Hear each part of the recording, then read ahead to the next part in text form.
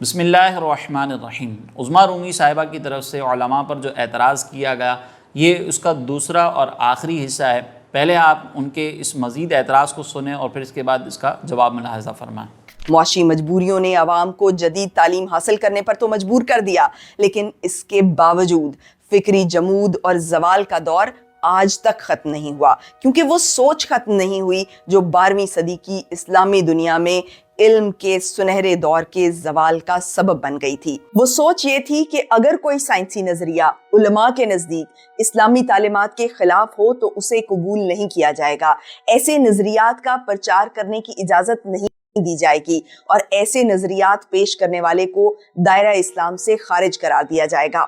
اس سوچ کا نتیجہ فلسفے کے خلاف ایک بڑی شورش کی صورت میں برآمد ہوا جو 12ویں صدی عیسوی کے دوران تمام اسلامی دنیا میں پھیل گئی۔ یہ سوچ مسلمانوں کی کامن سینس ہے۔ قریباً سبھی علماء اس سوچ کا پرچار کرتے ہیں کہ عقل کے ذریعے حاصل ہونے والے ہر علم کو عقیدے کی کسوٹی پر پرکھا جائے گا، اور اگر کوئی سائنسی نظریہ علماء کی مذہبی تشریحات سے متصادم ہو تو اسے قبول نہیں کیا جائے گا۔ یہ ایک انتہائی خراب اور تباہ کن سوچ ہے۔ اس اعتراض اور اس سے آنے والی گفتگو میں محترمہ نے صرف اسی بات پر ساری بنیاد قائم کی ہے کہ علماء اپنی مذہبی تشریحات کے خلاف سائنسی ایجادات سے روکتے تھے۔ یہاں بھی محترمہ نے کسی قسم کا کوئی ایسا فتویٰ نہیں دکھایا جہاں یہ تفصیل ذکر ہو کہ سائنس کی کون سی چیزیں ہیں جو عقیدے کو خراب کرنے والی ہیں اور عقیدہ اس میں کس حد تک خراب ہوتا ہے۔ بس یہ سیدھا سادہ جملہ کہہ دیا کہ علماء اپنی مذہبی تشریحات کے خلاف کوئی بھی سائنسی نظریہ ہو تو اس کا رد کر دیتے ہیں، اور نتیجہ یہ نکالا جا رہا ہے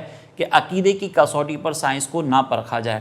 یہاں پہلا فکری دھوکہ یہ دیا جا رہا ہے کہ علماء اپنی سمجھ کے خلاف سائنسی ایجادات کو رد کرتے ہیں، حالانکہ ایسا بالکل نہیں ہے، اور اس کی وضاحت انشاءاللہ امام غزالی کے اقتباس کو پیش کرنے کے بعد بالکل واضح ہو جائے گی۔ دوسرا دھوکہ یہ دیا جا رہا ہے کہ سائنسی حقائق اور سائنس کی قیاس آرائیاں دونوں کو ایک ہی پلڑے میں رکھا جا رہا ہے۔ سائنسی حقائق سے مراد وہ امور ہیں جن کا یقینی مشاہدہ کیا جا چکا ہے، اور اب وہ باتیں بالکل یقینی طور پر ثابت ہو چکی ہیں، جیسے سورج گرہن اور چاند گرہن کیسے ہوتا ہے،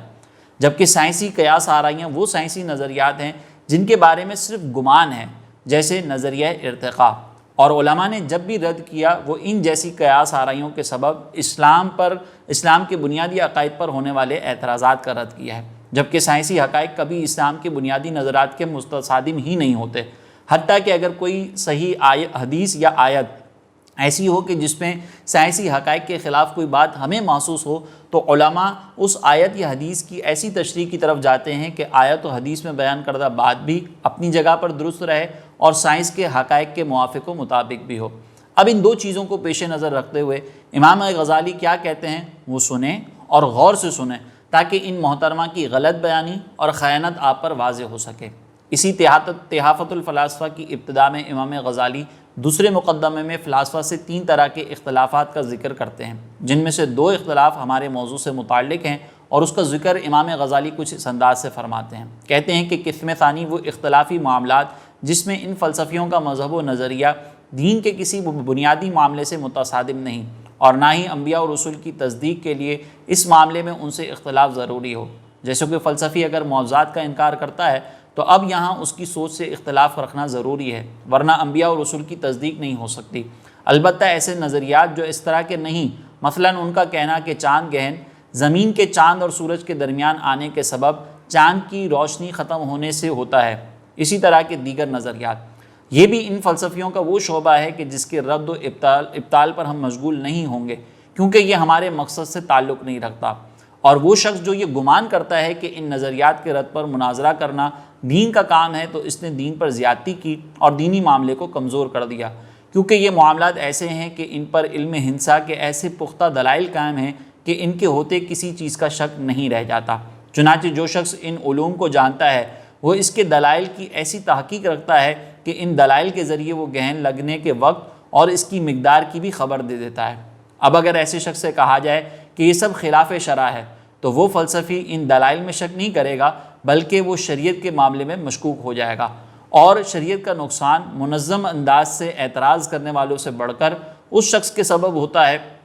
جو بے ڈھنگے طریقے سے شریعت کی مدد کرنا چاہتا ہے۔ ایسا شخص اس کی طرح ہے جس کے متعلق کہا گیا کہ نادان دوست سے سمجھدار دشمن بہتر ہے۔ اب آگے امام غزالی علماء کا ایک مزاج ذکر کر رہے ہیں اور لوگوں کو کیا کرنا چاہیے اس حوالے سے کلام کر رہے ہیں۔ کہتے ہیں کہ اگر چاند و سورج گرہن کے فلسفیانہ نظریے کا رد کرتے ہوئے کوئی کہے کہ چاند سے متعلق ایک حدیث مبارکہ میں مروی ہے کہ جب اللہ پاک کسی شے پر اپنی تجلی ظاہر فرمائے تو وہ شے اس کے حضور جھک جاتی ہے، تو معلوم ہوا کہ یہ گہن اللہ رب العزت کی تجلی کے اظہار سے لگتا ہے، نہ کہ فلسفیوں کے بتائے ہوئے طریقے کے مطابق۔ تو امام غزالی جواب دیتے ہوئے کہتے ہیں کہ حدیث میں یہ اضافہ شدہ بات درست نہیں ہے، لازم ہے کہ اس اضافے والی بات کو نقل کرنے والے کا رد کیا جائے۔ البتہ اگر یہ حدیث صحیح بھی ہوتی تو اس کی تعویل کرنا آسان ہے، بجائے اس کے کہ ہم اس قدر یقینی مشاہدے سے انکار کریں۔ کتنی ہی ایسی ظاہری نصوص ہیں جن کی تعویلات ایسے عقلی دلائل کے سبب کی گئیں جو وضاحت میں اس گہن والے معاملے کے درجے سے بھی کم ہیں، اور اگر ہم ایسا نہ کریں تو ملحدین کے لیے دین پر اعتراض کرنا آسان ہو جائے گا، اور ہمارا ان ابحاث میں نہ الجھنا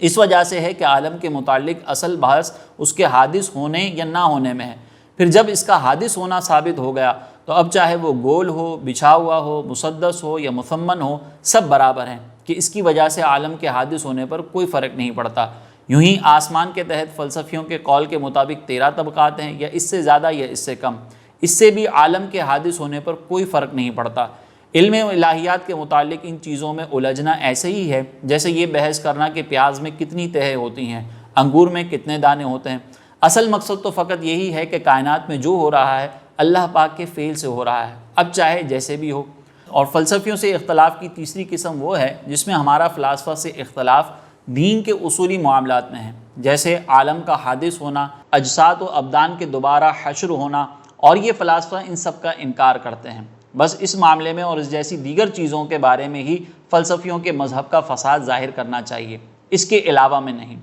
امید ہے کہ سننے والوں کو اندازہ ہو گیا ہوگا کہ کس طرح امام غزالی کی شخصیت کو متنازع بنا کر پیش کرتے ہوئے علماء سے بدظن کیا جا رہا ہے، یعنی تحافت الفلاسفہ کا نام لے کر علماء سائنس کے دشمن ہیں، فلسفے کے دشمن ہیں۔ ان سب چیزوں کا تو تذکرہ کیا جا رہا ہے، لیکن یہ کہیں نہیں بتایا جا رہا کہ امام غزالی نے تحافت الفلاسفہ میں فلسفیوں سے کس چیز میں اختلاف کیا ہے۔ اگلی گفتگو میں ان محترمہ نے گیلیلیو کی مثال دیتے ہوئے یہ ثابت کرنے کی کوشش کی کہ جس طرح چرچ کے پادری سائنس میں خود کو اتھارٹی سمجھتے تھے اور ان میں علمی تکبر تھا، اسی طرح مسلمان علماء کا بھی یہی رویہ ہے۔ لیکن میں امید کرتا ہوں کہ اب ان محترمہ کی اگلی پوری گفتگو کا جواب امام غزالی کا وہ مقدمہ ہے جو ابھی میں نے ذکر کیا، جس سے یہ ثابت ہوتا ہے کہ علماء سائنس کو کس عقیدے کے تابع رکھ رہے ہیں اور فلاسفہ کے کن نظریات سے متعلق اپنی رائے دینے کو غیر ضروری سمجھتے ہیں، جس سے علماء کا حقیقی کردار کیا رہا اور آئندہ کیا رہنا چاہیے وہ بالکل واضح ہے۔ اور یہ بھی واضح ہے کہ دین دشمن علماء کی باتوں کو کس طرح توڑ مڑوڑ کر پیش کرتے ہیں۔ ویسے تو ان کی اس ویڈیو میں آگے بہت سے امور پر بات ممکن ہے، لیکن مقصد فقط اتنا ہے کہ لوگوں پر مکاری کو واضح کیا جائے۔ یہاں میں دوبارہ کچھ سوالات کروں گا، جن میں سے پہلا سوال یہ ہے کہ امام غزالی نے جو مقدمے میں اپنا مقصد بیان کیا تھا اسے لوگوں کے سامنے ذکر نہ کرنے کی وجہ کیا ہے؟ دوسرا سوال یہ ہے کہ علماء خود کو سائنس میں حد درجہ اتھارٹی مانتے ہیں، اس کی مثال چرچ کے رویے سے کیوں دی گئی؟ تیسرا سوال یہ ہے کہ اگر سائنسی نظریات کو بنیادی عقیدے کی کسوٹی پر نہ پرکھا جائے تو کیا آپ قیامت، خدا کی صفات اور عالم کو حادث مانتی ہیں یا نہیں؟ اگر مانتی ہیں تو جو فلسفی ایسا نظریہ رکھتے ہیں کیا آپ نے ان کی بات کو عقیدے کی کسوٹی پر رد نہیں کیا؟ اور اگر نہیں مانتی تو کیا آپ مسلمانوں کے ان عقائد کو خراب کرنا چاہ رہی ہیں؟ امید ہے کہ پچھلی ویڈیو کے 3 جوابات کے ساتھ ان 3 کے بھی جوابات پر غور کیا جائے گا۔